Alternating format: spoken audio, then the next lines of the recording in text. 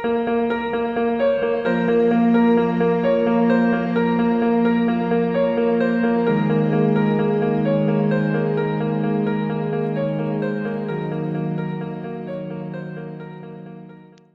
everyone, and welcome to another episode of What the Forensics. I'm Journey, and I'm joined by my fantastic co-hosts Nicole and Rebecca. This week, we're discussing Guy Paul Morin and wrongful convictions. This is the third and last part of our Psych and Law episode theme that we've had for the last couple episodes. I'm very excited for this episode because I don't know much about the Christine Jessop murder and the wrongful conviction of Guy Paul Morin. Before we begin, a listener's discretion is advised, as in this episode there will be discussions of sexual assault, murder, and suicidal ideations. And with that, I'll hand it over to Rebecca to tell us more about Guy Paul Morin. Hello! So, we are doing the episode on the wrongful conviction of Guy Paul Morin, but I think to get the full picture of it, we need to briefly go over the case that he was convicted of, or the crime. So, on the 3rd of October in 1984, in Queensville, Ontario, 9-year-old Christine Jessop went missing after arriving home alone from school sometime before 4:10 p.m. Christine's parents had arrived home around 4:10, which is how we know that she was home before then, and they had noticed that she had been home because her school bag was on the kitchen counter from her day at school. They knew that she had plans to meet a friend at the park that afternoon, so they weren't really concerned when they first got home and saw that she wasn't there. However, in the early evening, when she still hadn't returned home, they became concerned and they called the police. So this call to the police prompted an initial search that evening of the police, just a general search of the neighborhood to see if she was anywhere nearby. But the following day, a community-wide search party was looking for Christine Jessop. So this was like the neighbors, the community members, the police. Everyone wanted to find this young girl. So unfortunately, this search was fruitless. They didn't find her. They didn't really find any evidence as to where she went. And the case kind of went cold as they had trouble finding suspects or any leads. Unfortunately, on December 31st of 1984, over 50 kilometers from her home where she went missing, her body was found by 2 civilians that were out for a walk near their home on a tractor path. Imagine just finding the dead body of a 9-year-old on a morning walk. That would be so traumatic. It would be traumatic and just devastating. Like, my God, a young girl. Who would think about doing something like this to a child? Well, I guess like anybody too. Like I couldn't even fathom just like walking to the superstore and finding a dead body on the way. So she was found deceased, only partially clothed. She had the sweater she was wearing pulled over her head, and her underwear and blue corduroy pants were near her feet. And she was badly decomposed. Her body was found laying on its back in an unnatural and sexually suggestive position. And there was also presence of semen in her underwear. So unfortunately, both of these facts, as well as the fact that she was only partially clothed, strongly suggest that she was also sexually assaulted. Did they ever do tests? Like, did they do a kit, or during the autopsy, did they prove that she was sexually assaulted, or is it just kind of like a it makes sense thing? I don't quite remember reading whether they had actually determined based on the autopsy if she was sexually assaulted, because at the autopsy they were able to determine her death, which was caused by multiple stab wounds to the chest. But they did also note that at the time that her body was found, the level of decomposition suggested she had already been deceased for a couple of months. So based on this, I'm not sure if they'd be able to find semen or evidence of sexual assault on the autopsy. I guess it depends on how decomposed her body was. Interesting. I guess it makes sense with the evidence there found like around her to suggest that, but I was just curious if it was confirmed. Yeah, of course.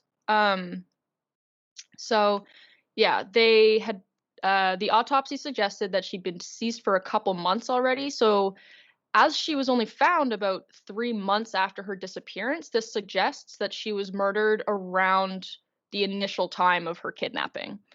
based on these findings of her body and ruling it a homicide and not accidental, the missing persons investigation that had been open for Jessop's case was upscaled to a murder investigation. So that's the backstory, kind of the initial crime, what had happened.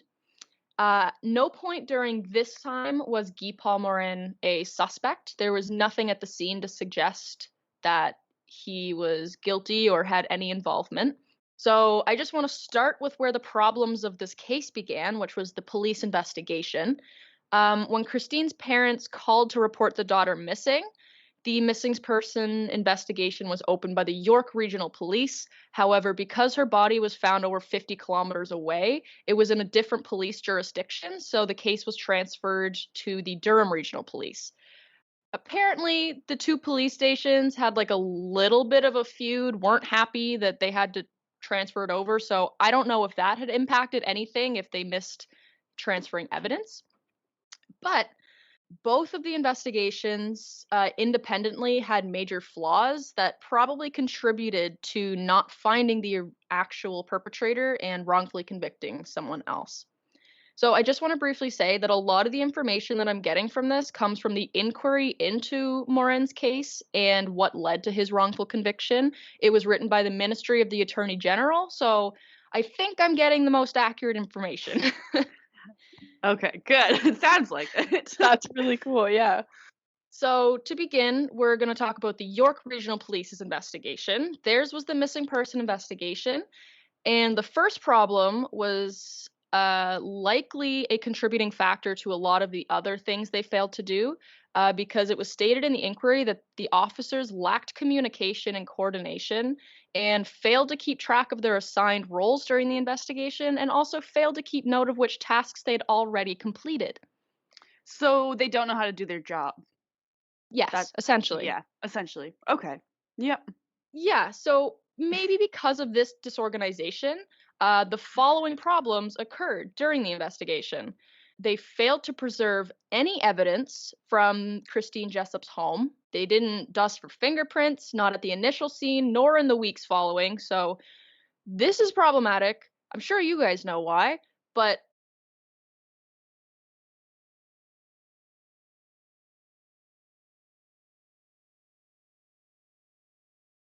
so that's disappointing. Yeah, that's infuriating.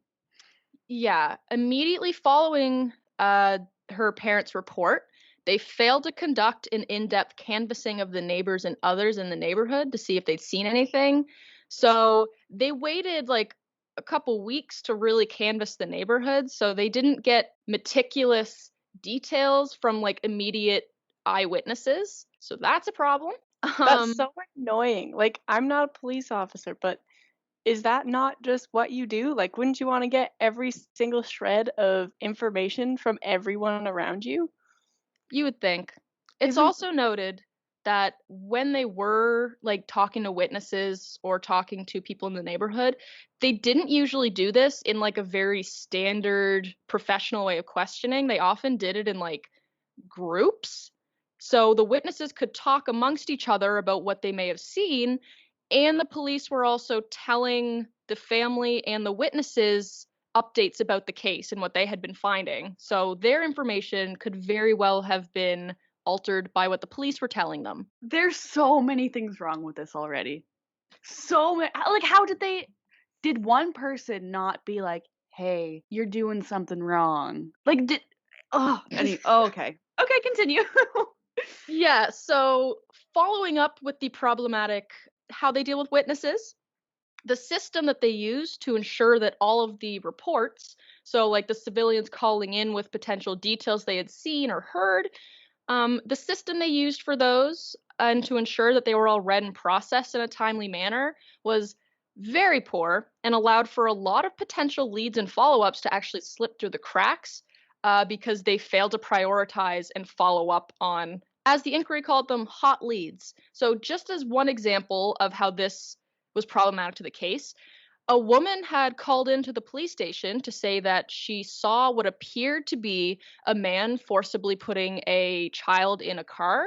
However, they did not follow up with this woman until 12 days after she had initially reported it to the police. Are you kidding me? I wish I was. I'm just too angry to talk. Go ahead, continue. Oh my gosh. So the final major problem with the York investigation that was noted in the inquiry was that the indexing system that they used to file all of the potential sightings and leads, they called it archaic. So instead of just being able to pull up all of the files regarding potential vehicle sightings or apparent sightings of Christine, they weren't able to look at any of the files unless they had the name of the author of the report or the name of the person who claimed to see the event. So they needed really specific information about the written report to be able to actually look into any of them. Yeah, so that just kind of slowed down the investigation. And during the time with the York Regional Police, no real suspects were determined. So moving on to the Durham Regional Police investigation, where it was upscaled to a homicide, there was a more thorough initial investigation done of the crime scene, but that doesn't mean that their investigation was much better. So Sergeant Michael Michalowski was assigned the role of Chief Identification Officer. So he was responsible for collecting and preserving original evidence at the crime scene. Wait, so this is after they transferred departments though? Yes. So this now is after they found her body and after the Durham Regional Police took over. This is months after. There's no evidence, especially at the house. There's not going to be any evidence for them to collect. They didn't do their initial. Okay, sorry, go ahead. Oh my god. Yeah, so there was they didn't really preserve any evidence from the initial crime scene where she went missing, but Sergeant Michael Michalowski was in charge of collecting evidence from the crime scene of the body, so the body site. Okay. So, additionally, Inspector Robert Brown, he was in charge of Durham's Crimes Against Persons Squad. He took over the investigation, so he took charge. But once Guy Paul was identified as a suspect, the officers Shepard and Fitzpatrick were given the role of lead investigator. So, December 31st, her body was called in. They found it deceased. And supposedly, there was supposed to be a severe snowstorm beginning later that evening, the day that the crime scene was discovered. So Detective Fitzpatrick, who at the time was just an investigating officer, suggested that they pull a tarp over the whole crime scene until the next day so that they could do what they could the current day, but then they could come back to the crime scene in the days to follow to continue their systematic search. They didn't follow his suggestion. Instead, they taped off, put crime tape around the whole body site and all got on their hands and knees to look for evidence around the body site. This sounds like it was good, but they never used any form of formal grid search to ensure that they were actually covering all the ground. So Journey, I know this would infuriate you studying forensic anthropology and archaeology. There was no formal grid search, so they very well could have missed evidence on the ground. Additionally, they didn't finish this search before it got dark for the night. So the snowstorm came and they had gotten all the evidence they could because it was covered in snow. Did they just leave her? They overnight? collected the body. They did collect the body. Okay. I when you're talking about the tarp, I was like, yeah, no, that's a really good idea. I don't know why this isn't the bad section. And then you're like, yeah, they just didn't do it. That's awesome. Thank you. Yeah, that's why it's bad. They just didn't do it. Yeah, what do you that's think? So annoying. What do you think the IQ of these detectives were? Of everyone working this case? I really don't know enough about IQ to tell you. I have some more infuriating information about Michael Michalowski later on, so amazing. Can't wait to tell you guys that.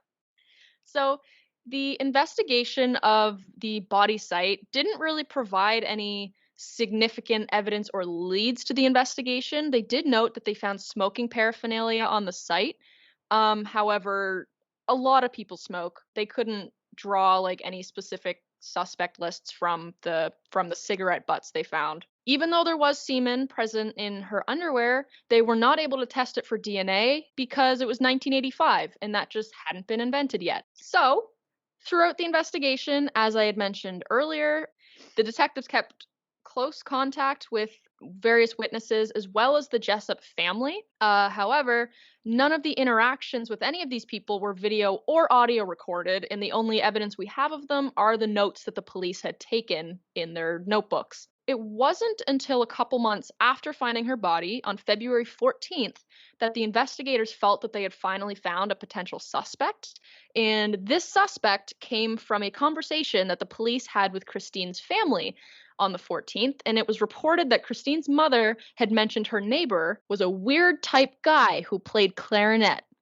This neighbor was Guy Paul Morin. Was this conversation? It wasn't recorded. It was not recorded. Perfect. Unfortunately. Do you think if he played a different instrument, he would be that weird neighbor that became a suspect? That's a good question. I don't know. Is it the clarinet that makes him a weird guy, or is it just he's a weird guy and happens to play clarinet? I mean, that's like, I hope it's not the clarinet, because like my mom used to play the clarinet in high school, and I really don't think she's that creepy, but No, I played clarinet too. I don't think I'm that creepy. But see, like if he played an alto sax, he'd be like the cool guy next door. He also did play saxophone, actually. They just didn't mention that. They said he was weird. So it's the clarinet. Sorry, Tara. It's the clarinet. I'll let her know. Okay. So, yeah, despite the fact that the only negative thing that Christine's mother said about Guy Paul was that he was a weird type guy who played clarinet, the police got suspicious. So, little bit of background now that we finally have Guy Paul into the story. He was the Jessop's neighbor, and at the time of Christine's disappearance, he was working as a finishing sander with a furniture manufacturing firm. People had noted that he was kind of a quiet guy. He kept to himself, and he also played both saxophone and clarinet in a community band. He was also a beekeeper and was currently helping his father work on home renovations. So nothing about him sounds suspicious, but the police didn't care. Even though the only evidence was that her mother had said he was kind of weird, the police decided that they were going to set up surveillance of his house on February 19th. I'm not entirely sure what came of this surveillance. It never specifically mentioned, but it did say that a few days after setting up surveillance on February 22nd, 2 police officers had approached Guy at his home for an interview. So they kind of approached him like at his front lawn. The investigators this made me laugh, and I think it will for you too. They brought a tape recorder, so they didn't record anything else, but they brought a tape recorder because they wanted to record this interview. They were going to do it surreptitiously, so they didn't want Guy to know that they were recording it. However, they started the recording and only actually got half of the full interview because they didn't know that they had to flip the tape over halfway through to finish recording. You're lying. I wish I was. That's infuriating. Was this used as evidence in court? I don't believe that the tape itself was used as evidence, but Morin did say a couple things that were not in the slightest incriminating. They were just a little suspicious to the police. They felt they had grounds to arrest him. So everything on that tape should be struck from the court. Like, no matter what is incriminating, they should just not allow that in court. Yeah. So during the interview, as I had said, Morin never said anything that resembled a confession or resembled any amount of guilt, but police did say they found it suspicious that Morin knew that the body was found across from Ravenshoe Road, even though it was public knowledge at the time that that's where her body was found. It was in the news. Wow, you read the newspaper? Time to arrest you. Like, what the heck? So they found that suspicious, even though it really shouldn't have been suspicious. But the only 2 things that to the average person would seem a little weird, it's not really sure why he said these things, but one thing that Morin said during this interview, quote, "All little girls are sweet and beautiful, but grow up to be corrupt," unquote. And he also made that. Yeah, that I found that one a little odd, but that still doesn't mean that he was guilty. No. And he also made a snarky remark about his innocence, but it was believed that he just said that because he was annoyed at being considered suspect because they had no evidence against him. I can see that. That's fair. Yeah, so he told the police during this interview that he had an alibi. He had been at work and was driving home from work when the crime was suspected to have taken place, so it couldn't have been him. Following his interview, they said, "Okay, thanks for your time." Let him go. They obtained his time card from work so they could figure out when he actually left work. The time card states that he clocked out at 3:39 p.m. and to verify his alibi, they wanted to test how long it would take to drive from his place of work to his home. So, what they found was that even if he made absolutely no stops driving home and got like no red lights, no anything, the earliest he could have arrived home was 4:14 p.m. However, this conflicted with the time that the Jessops returned home at 4:10 p.m. So that's a solid alibi. Yeah, that basically suggests he couldn't have kidnapped her because he was like out of town. He was working out of town, driving home. Was this kind of like a thing that they tested to see he could stop on his way home to pick her up? Like, was she kind of in the area, the house, or was he like super out of the way? Did it I make any mention of it? Well, I believe his workplace was like around a 30-40 minute drive. Outside, like in the opposite direction. It's not like coming back into his place. He didn't pass like the Jessop's house kind of thing. No, the Jessops were his neighbors, so they really Mm, tested how long it took to get from work to the Jessops' house because his house was right beside theirs. And they believe she went missing around the neighborhood because they knew she was home because yeah. she dropped her school bag off after school. Okay, that makes sense. I forgot about that part. No problem. Despite this pretty solid alibi, police didn't care. They arrested him on April 22nd of 1985. And this is Durham police? This is Durham police, yes. So later in the evening, after he was arrested, police conducted a search of his home to look for any potential evidence, which they found none of. And Morin willingly gave them samples of his hair, blood, and his saliva. He was then interrogated for 6 hours, where he maintained his innocence for the entire thing and never gave any amount of incriminating evidence. So his trial began on the 7th of January, 1986, 10 months after his arrest.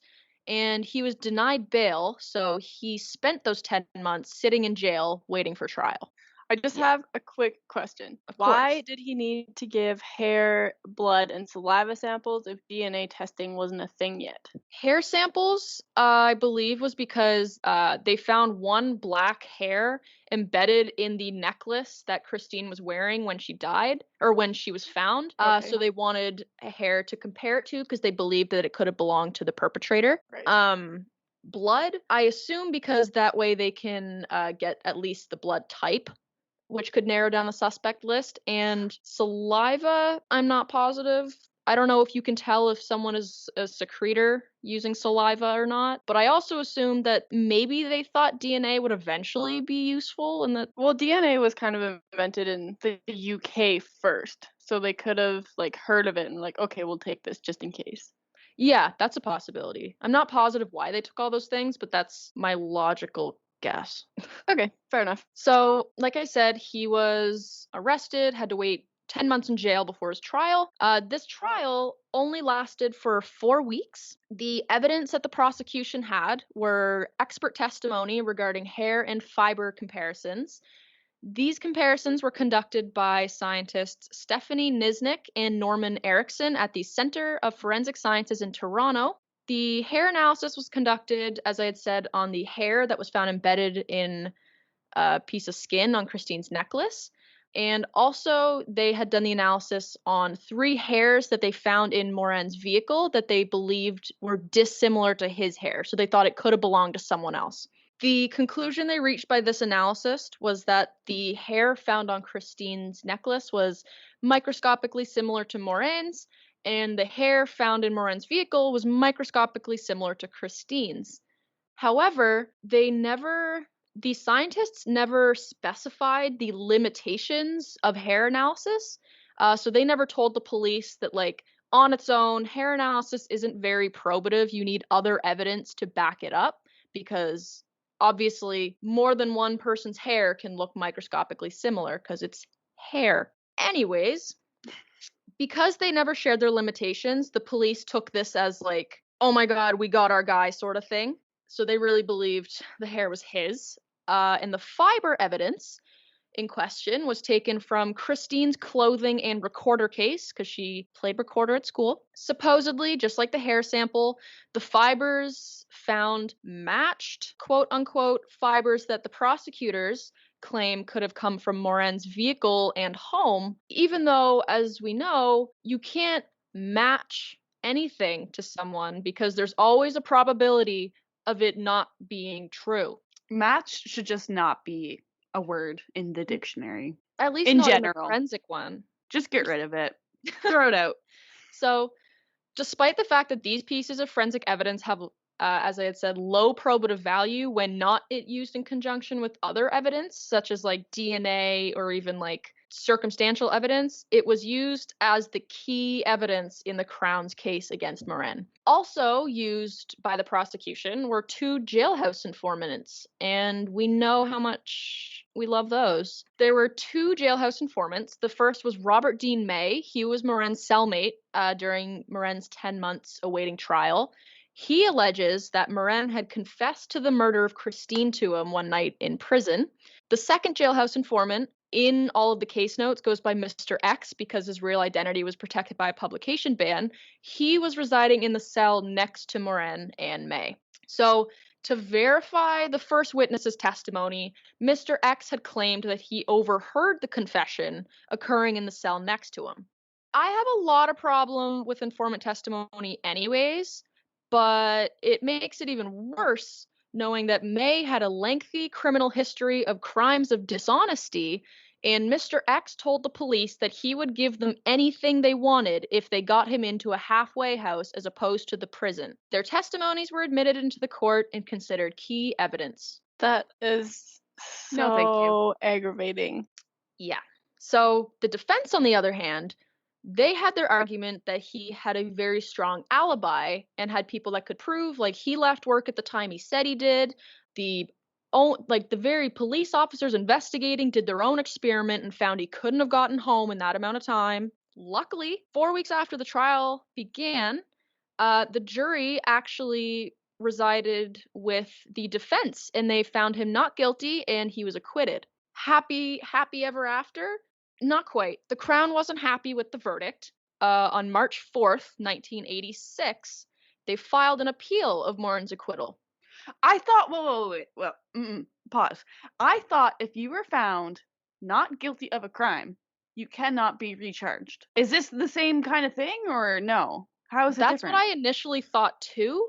However, it states that they believe they had reason to retry it. They said the reason that they appealed the acquittal was because the Crown claimed that there was a mistake in the jurors' instructions, specifically around the meaning of reasonable doubt. So they thought that his acquittal should be thrown out and retried because the jury didn't fully understand what reasonable doubt was. Those bastards. Bastards. Loophole. So the Court of Appeal for Ontario, they agreed with the Crown, so they accepted the appeal and they ordered a new trial.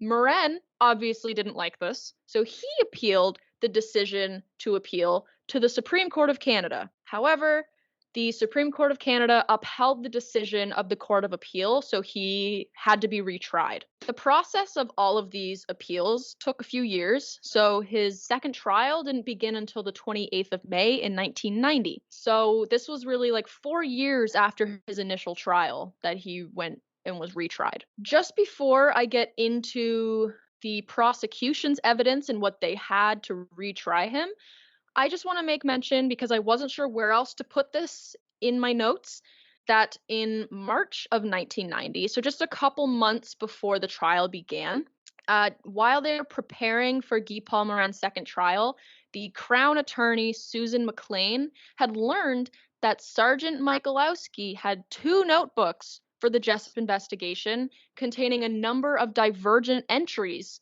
for the same events. So, following an investigation, he was charged with perjury and attempting to obstruct justice in connection with his evidence at the first trial relating to all the evidence that he had in his notebook. I'm so impressed that charges were pressed against him. That's really good. Me too. I'm a little disappointed that the charges were stayed because they said that his health was deteriorating or something, and they basically permanently postponed the trial because of his health.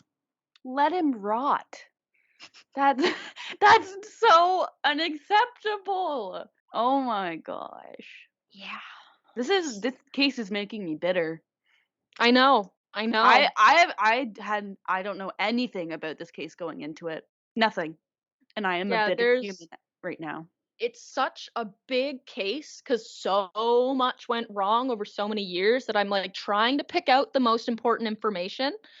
Additionally, in between the first and second trial, an analysis of more hairs of people that knew Christine. So the CFS, the Center for Forensic Sciences, had done an analysis of hairs that also belonged to Christine Jessop's classmates.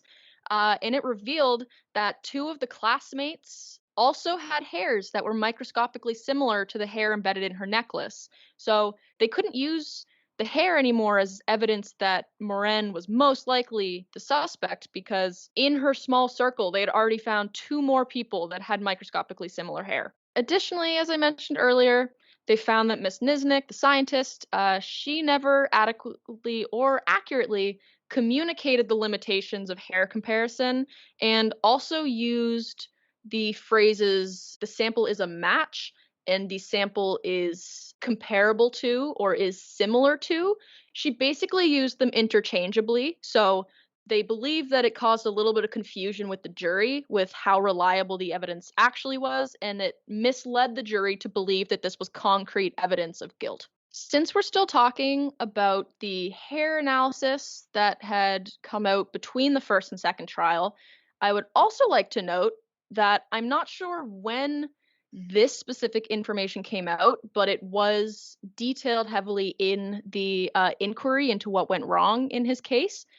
They found that the fiber analysis or the fiber samples taken from the first case had actually been contaminated at some point while being tested at the Center for Forensic Sciences. But whether it was because the Miss Niznik and Erickson were embarrassed, whether it's because they just didn't want anyone to know they made a mistake, they didn't document that the evidence was contaminated, and they didn't tell anyone. They didn't tell the prosecution, they didn't tell the police, they didn't tell anyone that the evidence was contaminated. That's really annoying. I don't know how to express my frustration with this. Like, how is that even possible? Like, how are there no legal repercussions for something like that? Yeah, to make it worse, even though like the public and the prosecution didn't know about the contamination until, I'm not sure if it was until the inquiry or not, but it is known that both of the scientists were aware of the contamination before the first trial. They The knew first about trial. it? Before the first trial, where they used this evidence as key evidence. Well, thankfully he was found not guilty at the first trial, but like, what?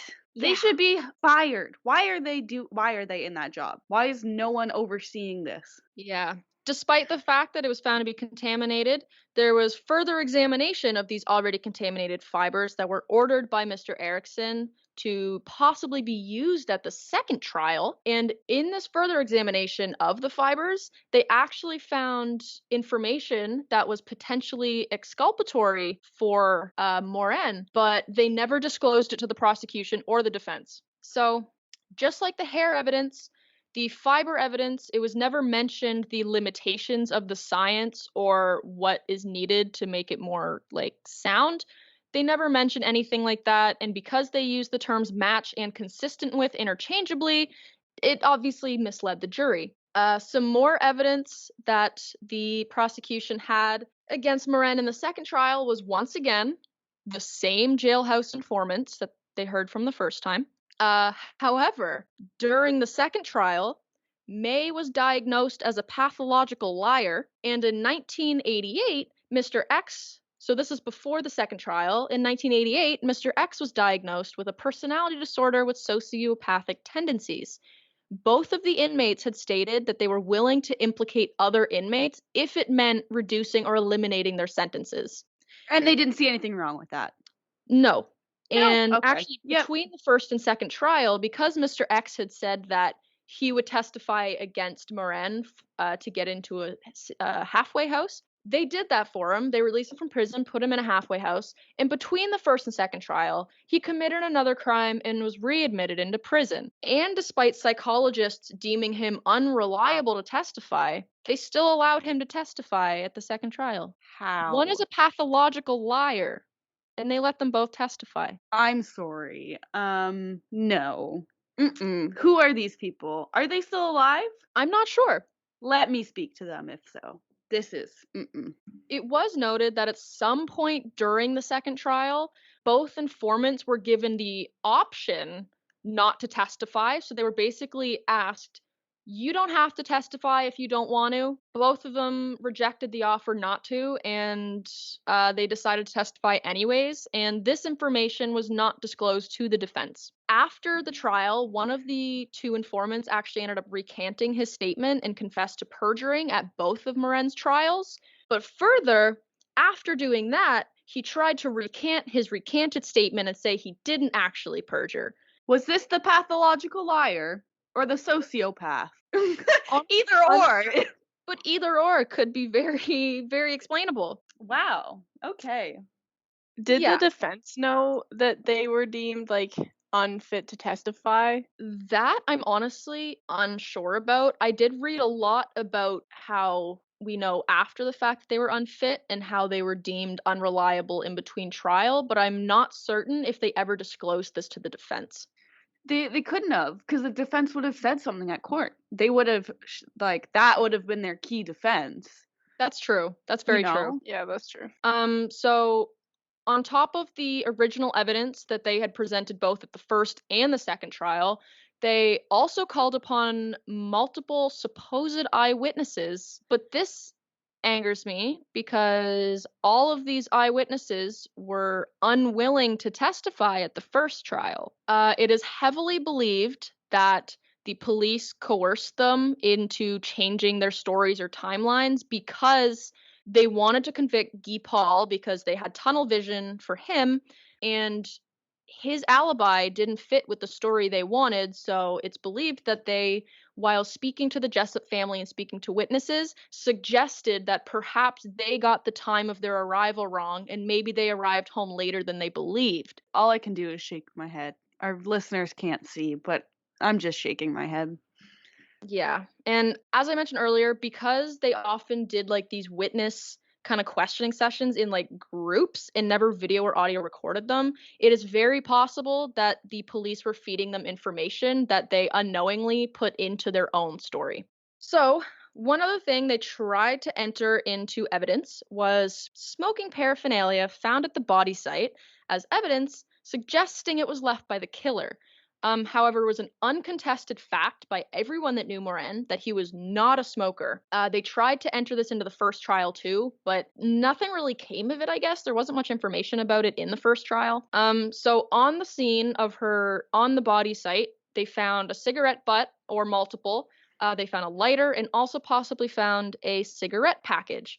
I say possibly because this is where the whole two notebooks with different notes from the sergeant come into play, because at the first trial it was actually apparently determined that the cigarette butt they found on the scene was left by an inattentive officer who was helping them search. He was smoking and just put out his butt on the crime scene and just left it. That's terrible. Yeah. So that's unreliable. And then another officer at the scene claimed that he saw a cigarette package at the scene, but he later didn't adopt that position and he suggested that he may have actually just seen a milk carton and not actually a cigarette cartridge.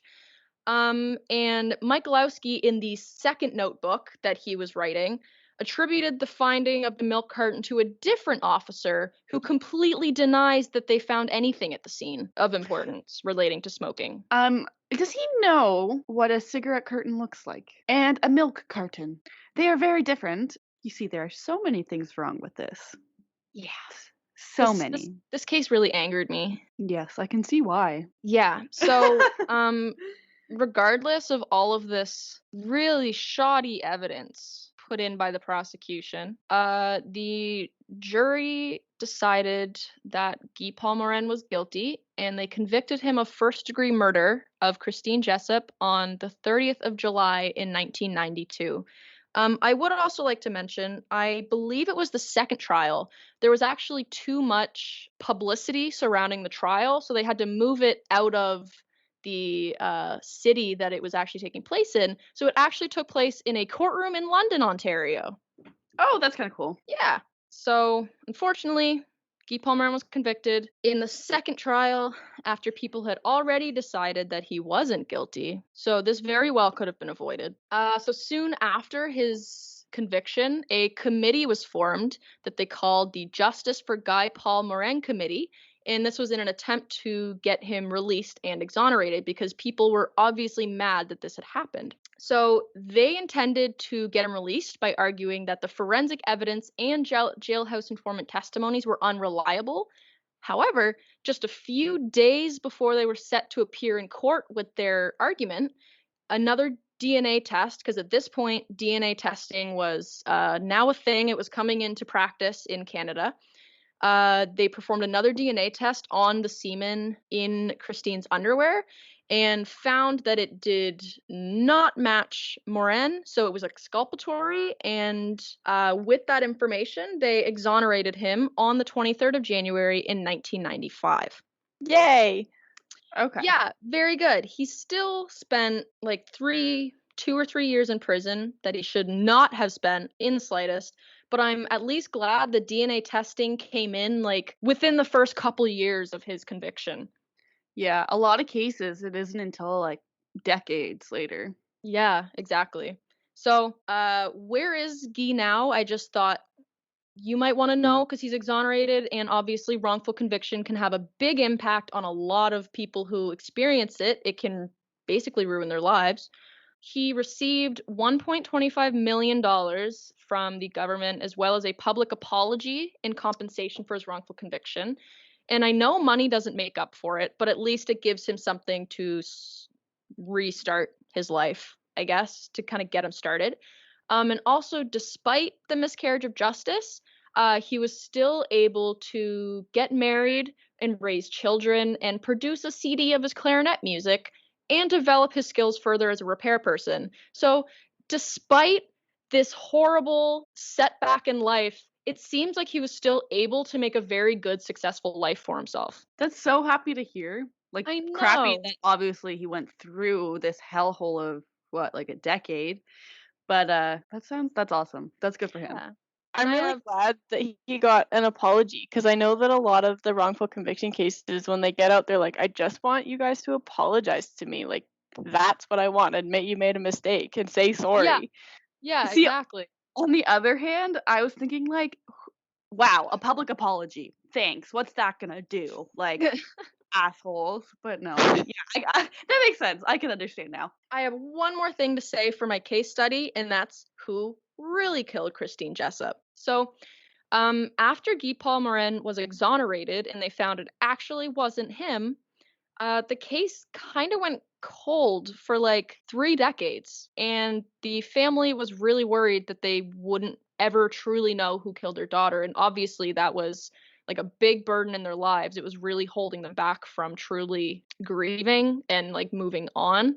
But then it was only October 15th of last year, so 2020, that the Toronto police announced that using genetic genealogy websites, they were able to solve her murder because they ended up putting the DNA evidence from the semen into like genetic genealogy stuff, and they found their killer. The killer was Calvin Hooper, who actually died in 2015. So they weren't able to actually convict him. And that really angers me because, like, if they had done a good job of the investigation the first time, he very well could have been caught because he was a family friend of the Jessops, had helped with the search the day after she disappeared, and also attended her funeral.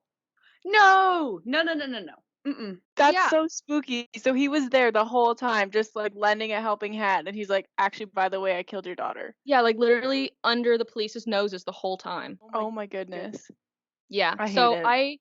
the inquiry states that it's unclear whether or not they would have actually caught the real perpetrator had the investigation gone correctly. But I think that's just the inquiry being really polite to the police. I definitely think they could have solved this if they just did a better job. 100%. Yeah, 100%. definitely. So I just briefly wanted to mention, I said that how the Justice for Guy Paul Morin Committee was created to help exonerate him, and I just thought it was really interesting that from that, the Association in Defense of the Wrongly Convicted grew, and from that association, Innocence Canada was born, which is a branch of the Innocence Project, which is very near and dear to my heart because wrongfully convicted individuals need justice. And with that leads us into Nicole's discussion about all of the issues with wrongful convictions and what happened in this case that maybe we could have avoided. Yeah. So, like Rebecca just mentioned, the Innocence Canada stems from Innocence Project. So, I'm going to talk not a lot, but I'm going to talk mainly about them because they're this nonprofit organization that specializes in exonerating wrongfully convicted individuals. So they were founded in 1992 by these two super awesome guys, Peter Neufeld and Barry Scheck. We had to read a book that they wrote in our forensics class called Actual Innocence. And it's probably one of the best books I've read so far. It's not a textbook or anything. You can get it on Amazon, I think. It was really, really informative about wrongful convictions. So, the mission of Innocence Project is to free incarcerated individuals who were wrongfully convicted and to bring reform to the system. So, not only do they want to exonerate these people who have been wrongfully convicted, but they also want to make change in this legal system so it doesn't happen again, which is pretty great. They mainly use DNA testing as a way to exonerate these individuals.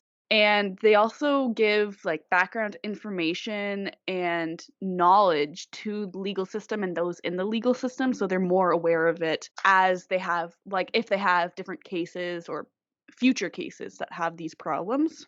Shockingly, well, I guess not shockingly, but 375 people in the United States have been exonerated since they began, and 21 of these people were actually on death row. I'm not sure what like Innocence Canada numbers are. This is just the original Innocence Project that I found stats for. Incredibly, 165 of the actual assailants have been identified and convicted. So it's not really a lot out of the 375, but it's still something, which is great. And shockingly, they served an average of 14 years in prison before their exoneration. That's so friggin' sad. Yeah, and that's an average too. So obviously there's going to be some people below that. But there's people that I've read cases where they've served up to 30 years. It's insane. And to give you guys kind of an idea of the demographics of these 375 individuals, 225 of them were African American. 117 were Caucasian. 29 of them are Latinx, and this is just a gender neutral term for Latina or Latino. One is Indigenous, and one also self-identified as other. An alarming proportion of these are African American individuals. So, the purpose of this podcast, not to talk about Innocence Canada or Innocence Project, but the causes of wrongful convictions. And you can think of probably anything that could relate to a wrongful conviction, but there were 9 in particular that Innocence Project talks about. And of course, as we mentioned, 1, eyewitness identification error. So this is the leading cause of wrongful convictions, and it contributes 69% of convictions that were overturned by DNA testing with Innocence Project. So that's a lot. The public knows very little about the issues of relying on identifications, and this can pose further problems since the jury is made up of the public. So if they're not aware of this, they're not going to understand when it's brought into court. And as we talked about 2 episodes ago, cross-race effect is also an issue. I forget the term that we use, but someone is 1.4 times more likely to remember and correctly identify someone of the same race as them. And often in these identifications, it's cross-racial identification that's being made. So you don't have that increased likelihood of a correct identification. And last episode, obviously false confessions. 29% of Innocence Project exonerations involved false confessions.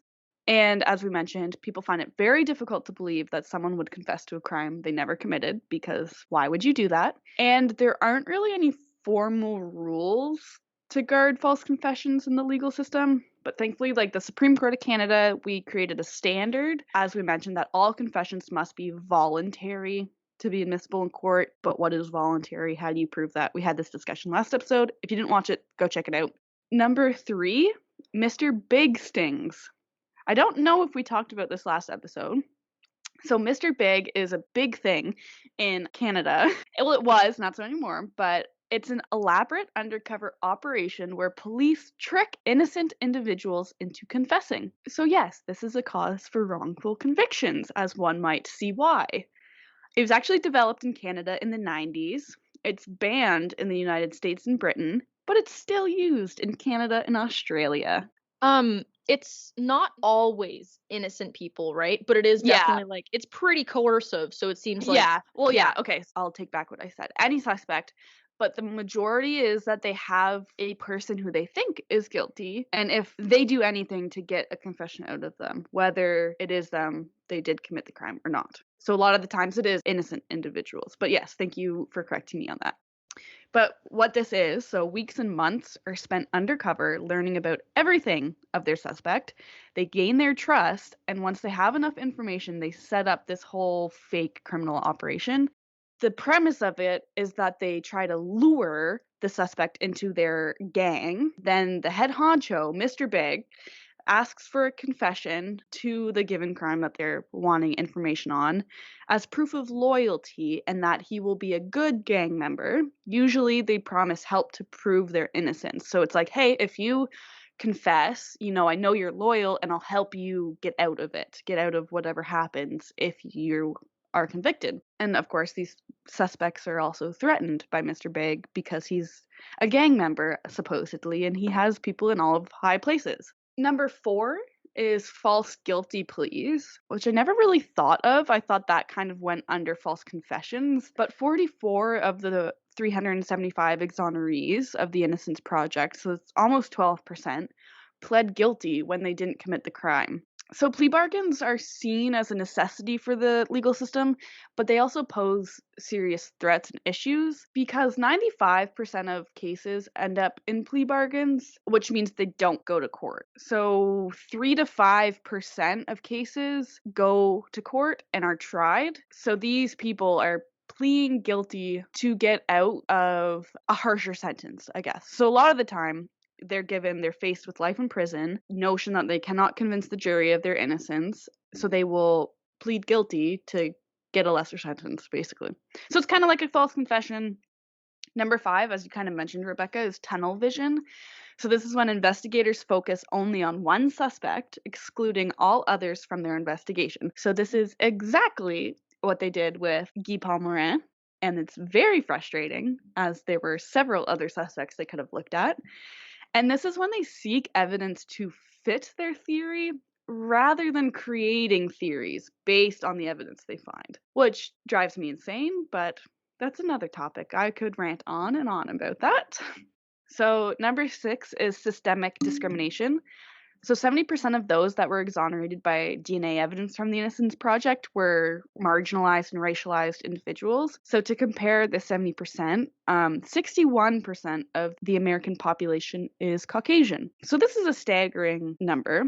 And here in Canada, Indigenous individuals are extremely overrepresented in the criminal justice system. So in 2016, 26% of those admitted to either provincial or territorial correction services were Indigenous adults, even though they only make up 3% of the entire Canadian adult population, which baffles me. So 26% of those sent to jail were Indigenous, and yet only 3% of the entire population are Indigenous adults. That feels so wrong. Yeah, there's definitely systemic discrimination that comes into play for wrong.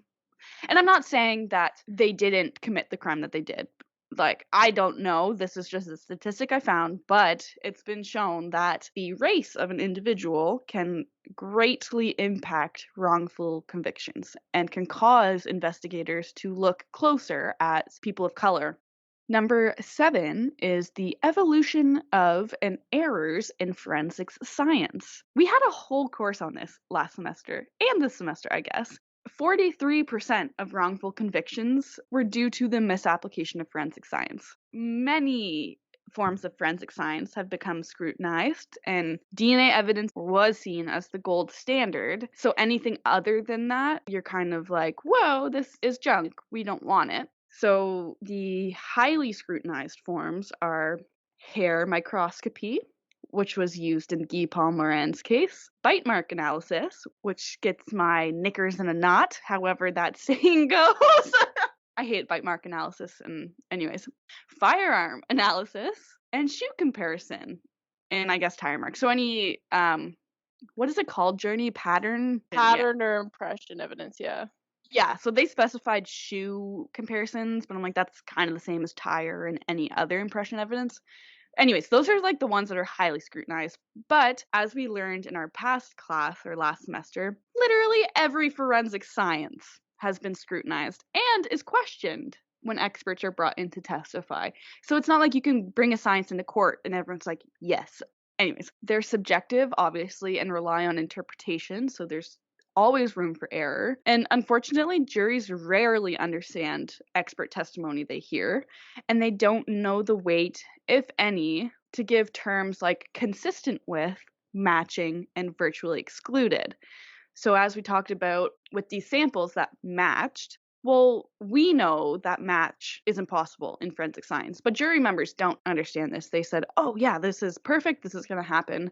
But it's not a thing, and that needs to be told to jury members, I think. I don't think it is. I think now with all the recognition that forensic sciences have been getting, we need to have an expert come in and say, like, hey, these are the issues, these are the things you need to be aware of, like, pay attention to this. It is a fallible science. Like, it's not perfect. Yeah, especially if it's used to convict someone and not used as a defense. I think it really needs the focus on it, because 43% of these 375 individuals were put to jail because of crappy forensic science. That's such a high percentage. That shocks me. I know, isn't that insane? Number 8, of course, huge subject of this one, jailhouse informant testimony as a cause for wrongful convictions. Who would have thought? So this is when prisoners give information to investigators, whether true or not, most commonly to receive incentives. So the Innocence Project cases, 17% had to do with jailhouse informants. That's still a lot. Like, I thought maybe here or there, because snitches aren't really admired in jail, I thought the number would be lower, but it's not. If someone's in a position where their word is going to get them things, especially in prison, like in Guy Paul Morin's case, like, oh, I'll testify if you get me out of prison and into a halfway house. Like, of course they're going to tell you what you want to hear. They don't want to be in prison. Yeah. And we learned actually in Scheck and Neufeld's book that there are serial liars that find joy out of telling investigators what they want to hear in cases that they have no idea anything about. Like, there was this one individual who snitched, I guess you could say, quote unquote, on over 30 cases that he didn't know the suspect in it. Like, that just shouldn't be allowed. But anyways, yeah, in Canada, the use of these informants have declined since recommendations, I think, especially after Guy Paul Morin's case, they've been implemented. So this information isn't admissible in court as much as it used to be. Like, sometimes it still does get in, but it's frowned upon more, especially in Canada. I don't know about the United States anywhere else, but we realize that it is not good. Look at us go. Look at us go. Who would have thought? And lastly, one of the main ones, because obviously there are so many causes to wrongful convictions, this one is professional misconduct. Sounds a little familiar. Sounds a little right for this current case. So, of course, this is how police, lawyers, and forensic scientists, basically anyone on this case, handle it. Even though the majority of lawyers and police have good intentions, sometimes they don't. And it may be an unaware thing, like they don't know they're doing it, but it can cause a lot of issues. And especially defense counsel. Defense counsel is one of the biggest group, I guess, or subgenre of this professional misconduct because they play a large role in their client's case. And I know it's not like they're not inadvertently doing it because their job is to defend their client, but the lack of defense is what poses an issue and can help a wrongful conviction. Well, like, think about the Norfolk Four and their crappy defense. Exactly. And I was going to say, I did a case on Tammy Marquette. I don't know how to pronounce her last name. It has Q's and D's and T's. She had a defense lawyer through legal aid, and they did nothing. They were like, okay, well, handle this on your own. And exactly the same thing as Norfolk 4. We touched on it last time. But through legal aid, these lawyers are working for lower income clients. They're typically overworked, they're spread too thin, and they don't put the proper amount of effort into one case. They put minimal effort into all of their cases, which you wouldn't necessarily get if you're paying thousands for a defense lawyer. And a lot of times, people who are wrongfully convicted aren't in a financial situation to spend money on the best defense lawyer. From what we've seen, at least. I could be wrong, but from what we've seen, they're not the most rich people. And when it comes to police officers, they obviously face pressures, especially in high profile cases, which can result in this tunnel vision as we talked about. And this is when too much pressure is placed. They're having to meet demands of everyone else. They have to meet the demands of the media. And an example of misconduct that happens from the prosecution is withholding evidence from the defense. So That's familiar too. How many have we checked off this list in this case? There's so many causes of this case that went wrong. So the defense, this is what baffles me, because it is a law that the defense is allowed access to all evidence the Crown has against the defendant. And this is because this is their right to a fair trial. There are like minimal exceptions to this. And I don't know what these exceptions are, but they have to be pretty good exceptions if the prosecution is withholding evidence from the defense. Like, that should not ever be a thing. So, how many of the 9 did this case have? Yeah, so there was tunnel vision, jailhouse informants, Yeah. faulty forensic science, Yeah. professional misconduct. In the second trial, they did have eyewitnesses testifying, but it's believed they were coerced by police to change their stories. So that's 5. That's 5 out of 9. Just off the top of my head, that's 5. There could have been more that I just Those are the 5 forgot. that we listed. There are so many causes to wrongful convictions. That's ridiculous. And the fact that no one addressed or noticed any of this through his whole trial process, like trial number 1, trial number 2, the years in between. Well, I think it's crazy that some of it was addressed. Like, they found that the sergeant had 2 contradicting notebooks. And like they're it was addressed, but what came of it? Exactly. know? And they still even let them use that evidence in the second trial. And it's like, if you didn't know where in the process of the investigation it got contaminated, it should just be completely thrown out because you don't know where it started to affect the rest of your evidence. Yeah, just this whole topic baffles me. And then you kind of have that question like, well, yeah, they're wrongfully convicted, but what happens after the fact they're convicted? Because no one really talks about what the, quote, offender, unquote, goes through. And so I actually found a study that was conducted in Canada. It's a very small sample size. They only looked at 5 men, but it was very informative. So all 5 had been wrongfully convicted of a crime.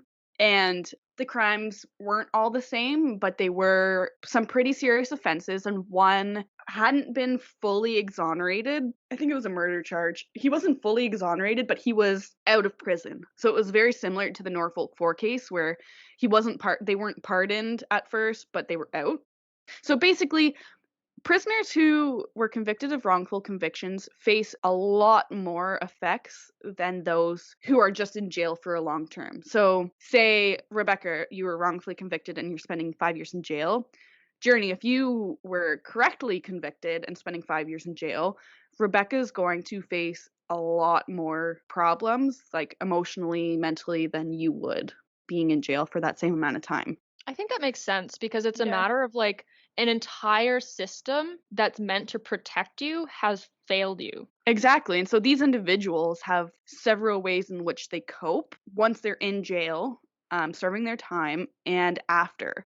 So, one of the main ways that these individuals cope is through violence and cooperation. When you're in prison, it becomes more of a survival tactic because there's violence every day. It becomes a part of your life. So, certain individuals who are wrongfully convicted will go through this violence and cooperation stage where they assimilate themselves in prison to get by in prison, which makes sense. I feel like everyone would have to do that one way or another. But instead of doing that, some may focus on withdrawal, isolation, and suicidal ideation. So, this can include physical or conscious withdrawal from other inmates. Suicidal ideation and attempts were unfortunately a very common reality for those that were wrongfully convicted, which unfortunately makes sense. This whole system failed you. You didn't commit this crime. Everyone thinks you commit this crime. It's understandable. And when you withdraw and you have this isolation from others, this can have very negative effects when it comes to like depression and again suicidal ideation. So it's just not good when you're wrongfully convicted after. It's just not good. Another one too, which we've seen a lot, is that these wrongfully convicted individuals become very preoccupied with their exoneration. So they basically become obsessed with the details of their case. They go over court transcriptions, they go over all evidence, and they're in pursuit of being exonerated. So they contact all of these lawyers. They ask for pro bono cases, like Family Outside's working on it. They just want justice, in a sense. They want to be out for a crime they obviously didn't commit. There, of course, are long-term effects after their exoneration and release. So these individuals in the study said they had a loss of freedom and former identity. They had loss of family, as children when they were arrested were apprehended from them, and alongside losing family while incarcerated. You kind of have that shift in how you're viewed from family if they start to believe that you did it, which we saw in the Norfolk 4 case. Like, I think it was Joe Dick's mom or mom and dad were like, well, he must have done it if the attorney or the defense attorney is saying he did it. There's an increase in tolerance of injustice upon their release. So they're just angry at the justice system, and they have every right to be angry. It makes sense. Their rights aren't being respected. There's unfair consequences and outcomes just because they've been in jail. No one knows all of the facts of the case. It's really unfortunate. And they continue to feel as though they're still imprisoned while exonerated. As we talked about, I'm mentioning a lot of Norfolk 4 because it happened with them. They were wrongfully convicted. They couldn't live life to the fullest, I guess. This got Yeah, really and like dark. when they were exonerated, they still had to register as sex offenders, which is obviously very difficult to do when you're innocent. Exactly. And although those 4, they got or 3 of them got full pardons, 4 of them. You know, if you can't be fully pardoned, you still have to register as a sex offender. You still have that label. And one of the participants in this study said that he had anxiety doing like simple daily mundane tasks. So he went to a grocery store for his wife and faced discrimination there because, you know, people were staring at him. They knew, kind of thing. And like, if you're in that position, it's understandable for some fear, but you don't know the case, you know? I don't know if I that think makes it's just sense. unfortunate too that like they think they know the case, but do they know he's been exonerated? Like they obviously heard about the crime and him being convicted, but how many people Know that it's all not true. Exactly. And even then, like, I don't remember which case it was, but there was one that after the person was exonerated who was wrongfully convicted, despite the fact that he was exonerated, the family of the victim refused to believe that he wasn't the perpetrator. Well, that was Norfolk 4 did that too. The victim's mom was very adamant that these men did it and that the justice system would pay. They commit another crime, kind of thing. Okay, maybe that's who I'm thinking of. I know But there's several cases. There's several cases. And just kind of lastly, I wanted to talk about preventing these miscarriages of justice because we're kind of in school for this. Well, not really, but we're learning all of the things wrong. Obviously, there are several things wrong with wrongful convictions, but there has to be some way to improve this. In 2005, the Department of Justice Canada, they released the report on the prevention of miscarriages of justice. So this was a list of recommendations to prevent wrongful convictions, and a further study was said to be required as to how the recommendations could be implemented. And those within the system often don't believe that they're doing anything wrong. They don't like change, so they don't really follow these recommendations because it's not a law. They just are recommendations to do this. I kind of just briefly said to avoid tunnel vision, work as a team when reviewing suspects and evidence, try and minimize subjective interest in only one suspect. There should be repercussions to scientists that testify faulty science on the stand. So those two scientists that gave expert analysis on hair samples, something should have happened to them for withholding evidence. Like that is just, they shouldn't be able to walk away from that. No, there definitely needs to be like repercussions for people like that. Yeah, and I also said eliminating any form of incentive or use of jailhouse informants. And this would be critical. Like, I really don't know how this case would have turned out without the jailhouse informants. Without, like, if we got rid of those 5 causes of a wrongful conviction, would he still been a suspect? Would he still have gone to jail for this? You know what I mean? Absolutely. Like, it's honestly hard to say because we have all of these problems that are still like relatively prevalent. But I definitely think obviously improving the system by trying to minimize like the professional misconduct and trying to ensure that like every party knows everything they need to. A lot of wrongful conviction could be avoided. Oh, 100%. Yeah.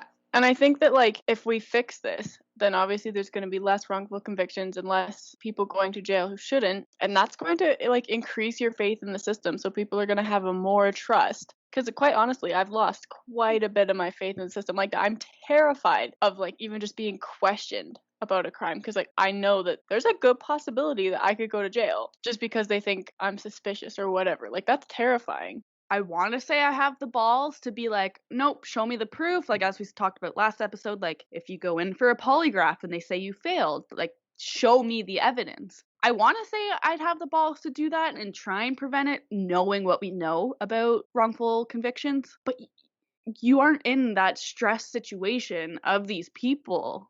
Like, I could sit here all day behind a screen and be like, yeah, I would never be wrongfully convicted. But to be literally shitting your pants in front of an investigator being interviewed, like, that's so different.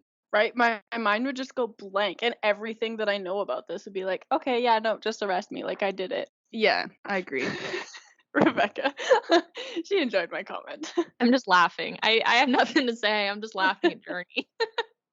Fair enough. That's kind of like all I had to say. There's several ways to prevent wrongful convictions. I didn't really go a lot into the science because I guess wrongful convictions encompass so much. I just think, relaying the 9 most important, some statistics, that's key information on this, because wrongful convictions can be anything.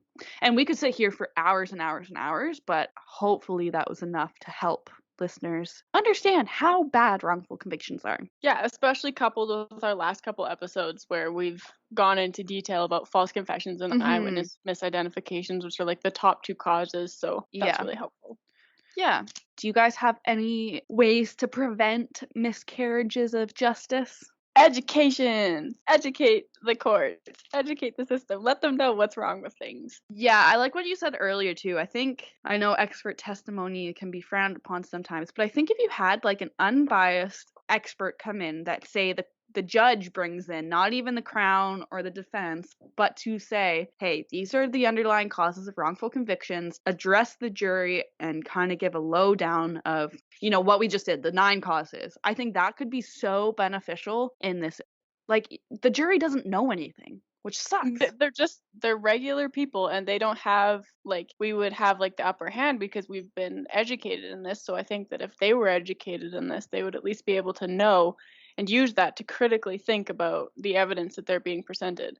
Yeah. Yeah, and obviously, like, there could be members of the jury sitting in that have a similar education to we do, because, like, I've been called for jury duty. I didn't end up getting on the jury, but, like, I've been called for it. And it's like, there could be people that know about the stuff on the jury, but just because they have such a huge population pool to pick from, like, what's the likelihood you're going to get someone every time on the jury that's educated on this? Yeah, and it's not like you can, because I think, what is it, lawyers can't be on a jury, police officers can't be on a jury. What are, like, I think like it's public servants, isn't it? Okay. Because I know, like, if you have knowledge of this stuff, or, I don't know, you can't be on a jury, which seems redundant to me, but Anyways, that is all I have for the background of wrongful convictions. I think it'd be really interesting. We don't have a lot of interaction with our viewers. It's typically like our parents texting us on the side, being like, hey, I really liked this episode. But I think it'd be really cool if some of our listeners, commented or sent us an email about how they think you could prevent all of this. If there was something we missed, I think that'd be really cool. So let us know. Yeah, we're very open to discussion on all of this because it clearly is of great interest to us, and we would love to open the discussion more to our viewers. Yeah, we're still learning. You guys are learning with us, so Maybe you guys can teach us something. exactly. Look at us go. Beautiful. Thank you, Nicole. That's very awesome. You're welcome. Just in addition to what Nicole had kind of said, I have this statistic here that says that African American men make up 40.2% of the United States prison population, even though they only comprise 6.2% of the entire USA population. Isn't that heartbreaking? That's insane. The statistics are so screwed for marginalized and racialized communities. It baffles me. Yeah, it's so upsetting how much of a role systemic racism plays in the justice system right now. Anyway, thank you, Nicole, for that riveting discussion of wrongful convictions and the many causes of them. Rebecca, would you be able to tell us what our next topic is? Yeah, so we have decided, because we have been doing me and Nicole's great love for psych and law for the past couple weeks. The next case we are going to handle will be Robert Pickton and geographic profiling, because Journey is actually a part of the anthropology program at St. Mary's and has a great love for all things anthropology. And Robert Pickton is a very interesting case to cover that is also in our homeland of Canada. I'm so excited about this episode. You have like a deep love for Robert Pickton. It's kind of scary at times, but no. It's just like I wrote a paper on him last year, and I just have so much knowledge about this case, and I just find it it's really the science behind it is super cool that you talked about last year too. Yeah, and geographic profiling is super, super interesting, the way that they can do it. It's relatively new too, isn't it? Yeah, the guy who invented geographic profiling worked on the Robert Pickton case. That was and where they it were emerged, right? Yeah, and the police officers didn't take him seriously, so he ran around the world and kind of introduced it to the rest of the world, and they're like, oh yeah, this is so cool. And then 10 years later, the Vancouver police was like, hey, so actually we need your help. And then they solved the case, even though he got fired from the Vancouver police earlier because they didn't believe in his science. Oh my gosh. So anyway, I'm very excited about that. Yeah, I hope everyone else is excited for it too. It's a messed up case. I mean, all of them are. What am I saying? They're all pretty messed up, but this one is very interesting. It brings up a lot of issues. Mm-hmm. Anyway, Nicole, where can our listeners find us if they want to get in contact with us? Our listeners can find us on Instagram, YouTube, and Facebook. We use our YouTube just to post episodes as well if you don't have any streaming service at What the Forensics. Our Twitter is WTForensicsPC, and our website, whattheforensics.ca. There you have all of the information about us, who we are, our source lists, any pictures that go with our episodes. We have episodes too. We have embedded a link to listen to our episodes as well. And you can email us any suggestions, recommendations, comments, hopefully not hate. Please don't be mean to us. There's a contact page on our website as well, so you can contact us that way, or just send us a PM on Instagram or Facebook. Yeah, that's true. Our email is whattheforensics@gmail.com. I guess no one really uses email, but it's there if you want to email us. Perfect. So before we go, I have 3 things to say. We have included the link to Guy Paul Morin's CD on eBay if any of you want to buy it or listen to it or find it or whatever. We'll put that link in our source section of our website. We've kind of already talked about this, but I'd really like to hear from our listeners about any cases where the person who was convicted was actually guilty, but then was later released because they thought they were innocent. Or even though they actually went to trial and was found not guilty. And they were actually guilty. Because we've talked a lot about obviously innocent individuals being found guilty, but there has to be cases where the system's just corrupt in itself that they let guilty people walk. Yeah, I think it'd be really interesting. And I have a joke for you guys. I'm very excited. Okay, did you know that forensic pathologists make great therapists? Do they? Yeah, people are always opening up to them. Oh no. For those who don't know, forensic pathologists perform autopsies. Yeah. So you're literally, oh, that's a good one. right. I thought that one was fantastic. That It's kind of one you have to think about, but I really enjoyed it. Oh, that's That was hilarious. good. All I could do was just make a face because I was like, Yeah. oh, that was a smart one. Oh, It's kind of one of those ones where you just have to shake your head. a little bit. Well, I enjoyed it. Thank you for Good. that. All right. Well, this has been another episode of What the Forensics. We hope you enjoyed it, and we will see you next time. Thanks for listening. Just a reminder to everyone that we are not professionals in the forensic science field. We are just students who are learning and want to share what we are learning with our listeners. We're trying to give you the most accurate information, but we are human and we can make mistakes. Thank you so much for listening, and we hope to see you next week.